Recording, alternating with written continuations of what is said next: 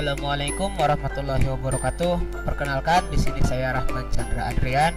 Di sini saya hanya ingin berbagi seputar tentang ilmu yang sudah saya pelajari.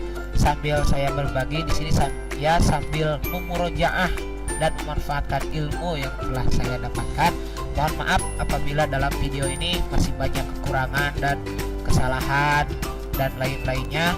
Maklum, saya juga sedang belajar yang berusaha menyebarkan atau memanfaatkan ilmu dengan cara menyebarkan melalui video ini dan ingin memurojaah ilmu yang telah saya pelajari. Untuk itu kita di sini akan membahas seputar tentang ilmu nahwu dari dasarnya, dari awal sekali. Yang pertama itu pasti para santri itu menggunakan kitab Jurumiyah. Di sini kita akan coba ngaji kitab Jurumiyah. Kita mulai dari bab awal. Seperti yang kalian ketahui bahwa kitab Jurumiyah itu dalam pembahasan pertama itu membahas tentang bab kalam. Nah, pada kesempatan kali ini saya tidak akan memberitahukan atau memberikan kitab yang judulnya. Di sini saya sudah sertakan harokat agar mudah untuk dipahami, dan saya tidak akan bilang atau menjelaskan langsung seperti ini al-labzu. Kenapa ini al-labzu? Karena ini adalah khobar. Al-murakabu. Kenapa ini al-murakabu? Karena ini adalah naat. Nah, kalau saya langsung membahas seperti itu, mungkin kalian yang menonton video ini akan baru juga mulai udah kesulitan. Tapi kita akan coba mulai dari dasar, dari nolnya terlebih dahulu. Nah, pada bab kalam ini dalam kitab Jurumiyah disebutkan bahwa al-kalamu huwa labzu al-murakabu al-mufidu bil wada'i. Di sini sudah saya artikan dalam bahasa Indonesia, kalam itu adalah lafaz yang tersusun dan memberikan makna atau bisa dibilang faedah juga boleh, serta dengan wadok bahasa Arab. Nah, dari kalimat ini kita bisa ketahui bahwa syarat-syarat kalam itu ada 4. Yang pertama al-labzu, yang kedua al-murakabu, yang ketiga al-mufidu, dan yang keempat al-wadu. Nah, sebagai contoh dari kalam di sini ada la ta'kulu qa'iman. Sekarang kita ke syarat-syarat kalam terlebih dahulu. Yang pertama al-labzu. Apa itu al-labzu? Al-labzu huwa sautu al-musta'milu ala ba'dil hurufil hijaiyah. Sebagai contoh ini saya garis bawahi yaitu kitabun. Nah, atau lafaz itu adalah suara yang mengandung sebagian huruf hijaiyah. Bisa dilihat di sini ada suara kaf, ta, alif, dan ba. Ketika dibaca menjadi kitabun, nah, maka si kata ini inilah lafaz. Karena dia tersusun atau mengandung arti dari beberapa huruf hijaiyah, sebagian huruf hijaiyah. Karena huruf hijaiyah itu ada yang 28, maka sebagian ini cuma ada 4 huruf, maka dari sebagian ini jadilah lafaz. Nah, inilah yang dimaksud dengan lafaz. Saya garis bawahi dengan kata kitabun. Yang kedua ada murakab. Apa itu murakab? Al-murakabu huwa ma tarakaba min kalimataini fa aktsara.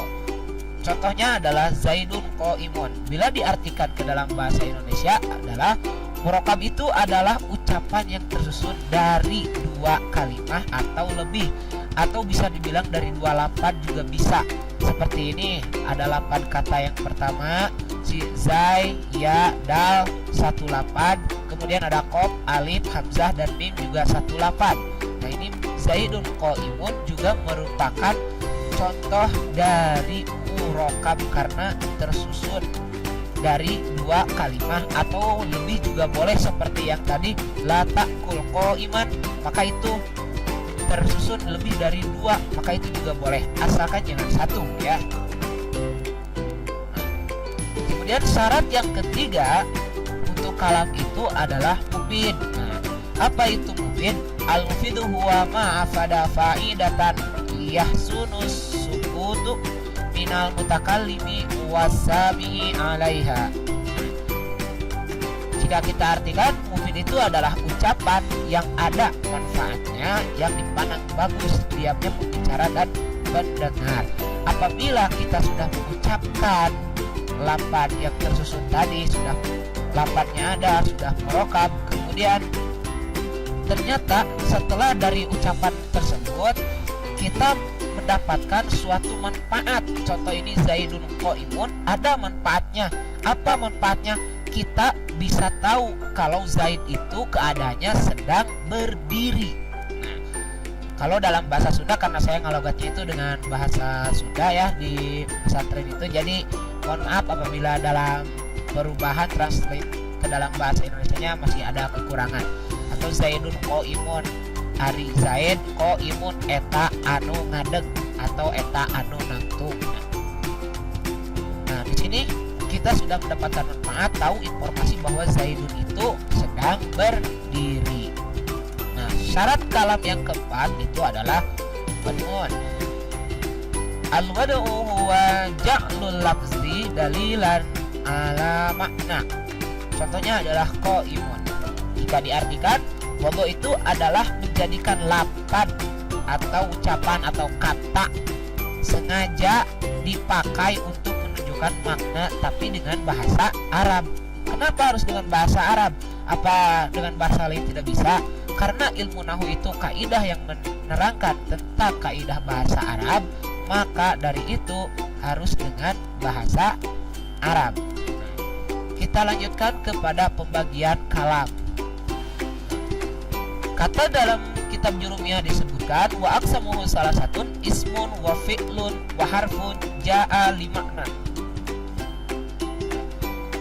Dan kalam itu terbagi menjadi 3 bagian, yaitu yang pertama itu ada ismun atau isim, yang kedua itu ada fi'lun atau fi'il, dan yang ketiga itu adalah haraf ja'a yang mendatangkan limakna kepada makna atau yang memiliki makna. Kita bahas satu persatu. Yang pertama, isim. Apa itu isim? Isim itu al-ismu huwa kalimatun dalat ala maknan fi nafsiha walam wakturinat bi zamanin wad'an. Contohnya Zaidun, kitabun, dan qalamun.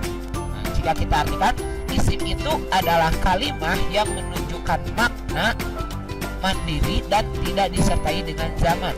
Contoh, di sini ada Zaidun. Arti Zaidun itu apa? Arti dari nama seseorang yang bernama Zaid. Nah, dan ada kitabun yang artinya buku. Ada qalamun yang artinya pulpen. Dari satu kata ini, contoh dari kata kitabun ini, kata kitabun ini tidak disertai dengan zaman, ya. Berbeda misalkan dengan kapan makan. Nah, si makan itu ada bisa ditanyakan yang berhubungan dengan waktu dengan kata tanya kapan, maka mungkin si kata makan itu bukanlah isim karena disertai dengan waktu. Nah, tapi kalau isim sehingga Zaid, kitab, kemudian qalamun itu tidak bisa disertai atau tidak menunjukkan kapan waktu yang berhubungan dengan kitab. Contoh, kapan kitab?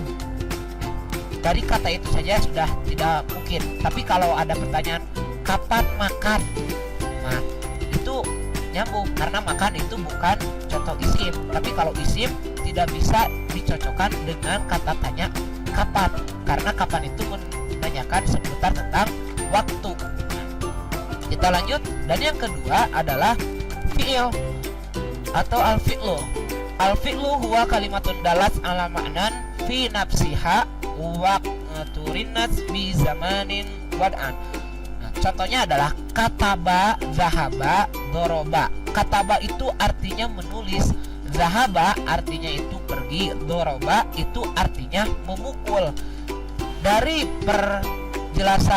penjelasan beberapa contoh yang saya berikan ini bisa dilihat.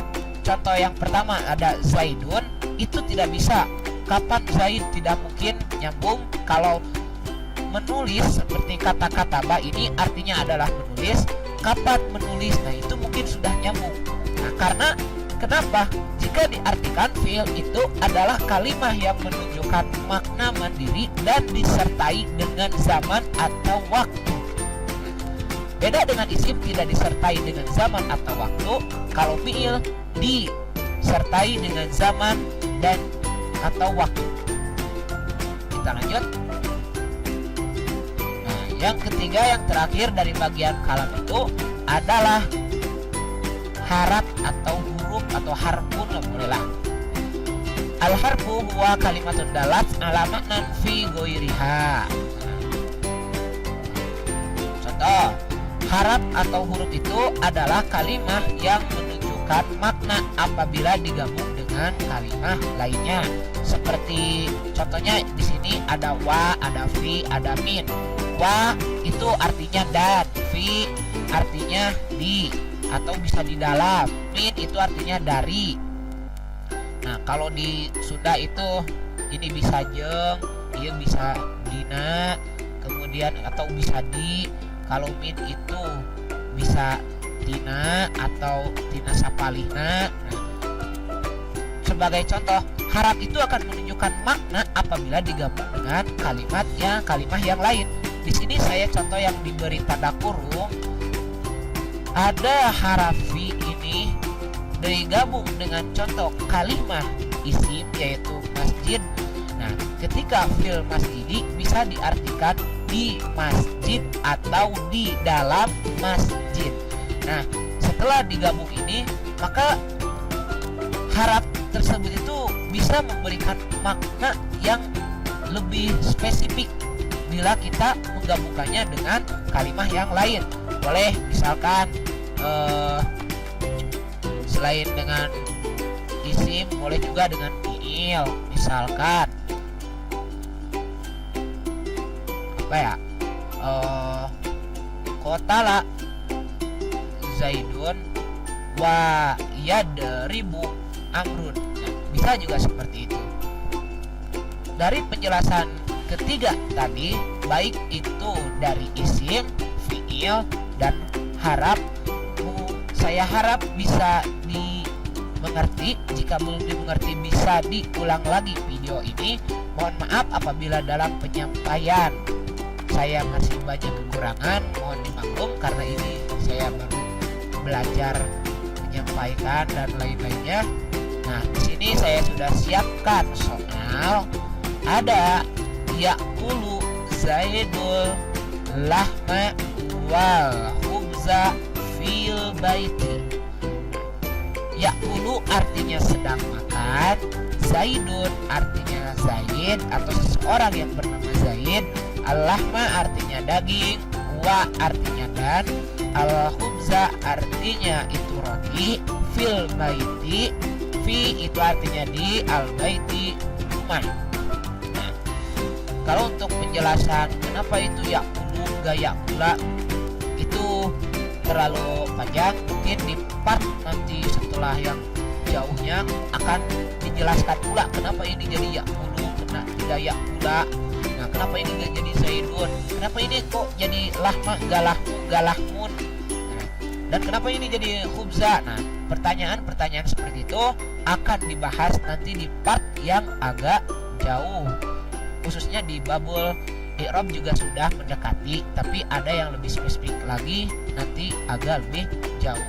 Nah, dari sini kalimat yang saya buat ini mungkin bisa dipahami dan bisa dimengerti serta dipilah oleh kalian mana yang termasuk ke dalam isim, mana yang termasuk ke dalam fiil, dan mana yang termasuk ke dalam harap. Ini adalah contoh kalam. Nah, lihat contoh kalam seperti tadi, al-kalamu huwa lafzu al-murakabu al-mufidu bil wadi. Ini al-kalamu huwa lafzu, ini sudah ada beberapa lafaz al-murakabu dan ini semua sudah tersusun dengan rapi. Al-mufidu serta memberikan makna atau pemahaman kepada kalian, bil wadi serta ini juga ditulisnya dalam bentuk bahasa Arab. Ini sudah memenuhi ke dalam syarat-syarat kalam yang 4 tadi, serta ini juga sudah terdiri dari 3 bagian tadi. Seperti ini, isimnya ada beberapa, fiilnya itu cuma satu, kalau isimnya itu ada beberapa, dan harapnya juga ada beberapa. Tapi dari penjelasan yang tadi, insya Allah jika diulang-ulang secara terus-menerus, kalian akan mengetahui, oh ini contoh fiil, oh ini contoh isim, oh ini contoh dari harap. Nah, mungkin cukup sekian dulu dari yang bisa saya sampaikan. Mohon maaf apabila banyak kekurangan dan kesalahannya. Boleh kalian dijawab pertanyaan ini di kolom komentar. Terima kasih atas perhatiannya. Semoga ilmu kita semakin bertambah dan semakin bermanfaat, dan semoga dalam pencarian ilmu serta penyebaran ilmu ini, khususnya dalam ilmu nahwu shorof, kita bisa dimudahkan dan dilancarkan oleh Allah Subhanahu wa taala. Amin ya Allah ya rabbal alamin. Saya tutup dengan salam. Wassalamualaikum warahmatullahi wabarakatuh.